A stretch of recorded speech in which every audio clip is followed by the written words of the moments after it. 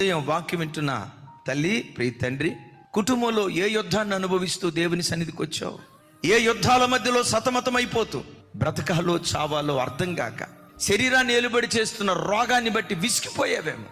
ఎంత కష్టపడినా రెక్కాడినా డొక్కాడని పేద పరిస్థితి అనుభవిస్తూ కష్టార్జితమంతా వడ్డీలకు, మందులకు, మాకులకు ధారపోస్తూ సిల్లి సంచులు వేసుకున్న డబ్బులాగా నీ ధనం మారిపోయి ప్రతి విషయంలో యుద్ధాన్ని అనుభవిస్తూ ఈరోజు దేవుని సన్నిధికి వచ్చావేమో. ఓ మాట, నిన్ను ఆవరించిన పోరాటాలు ఎంత భయంకరమైనవైనా నీ దేవుని కంటే బలమైనవి కాదు.